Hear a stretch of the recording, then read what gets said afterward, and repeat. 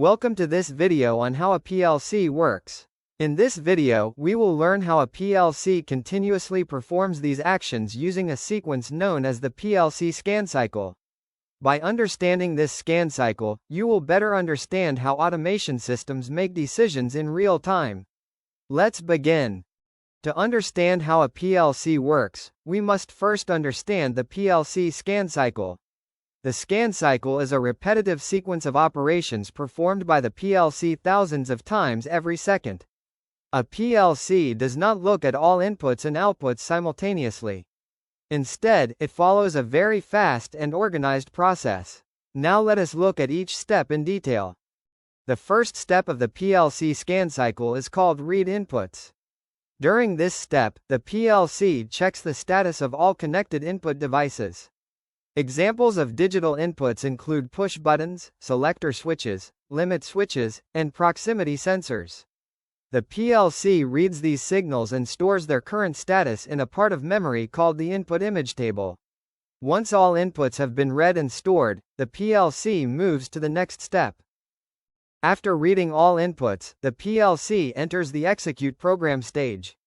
This is where the CPU performs the logic programmed by the engineer.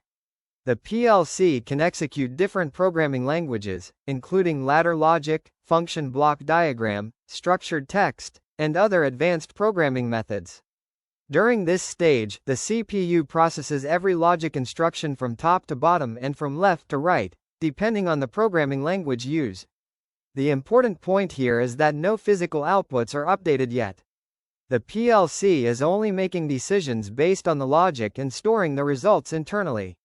When all program instructions have been executed, the PLC proceeds to update the outputs. The third step of the scan cycle is called update outputs. In this stage, the PLC transfers the results of the program execution to the physical output devices.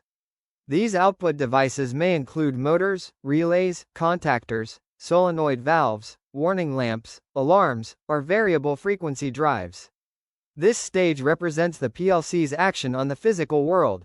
The PLC has now received information, made a decision, and applied a response. Once all outputs are updated, the PLC performs several background tasks before beginning a new scan cycle.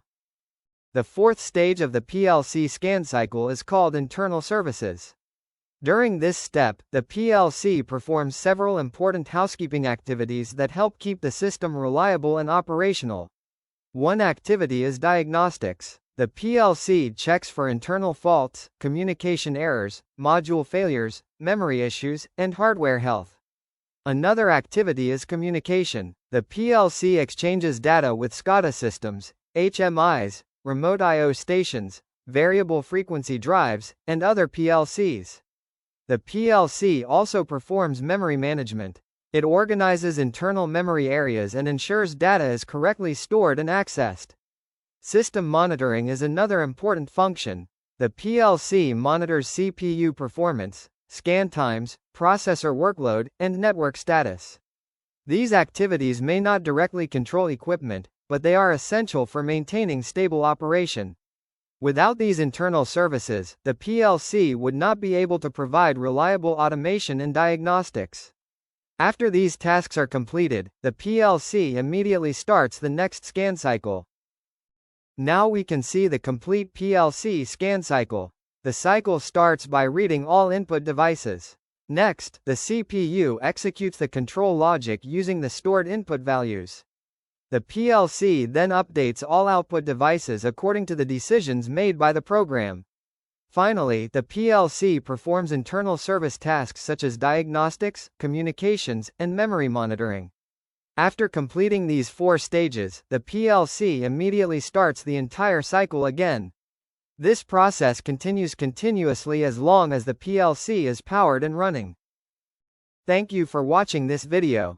If you found this video useful, continue exploring automation concepts and practice applying them in real industrial applications. Thank you, and see you in the next training session.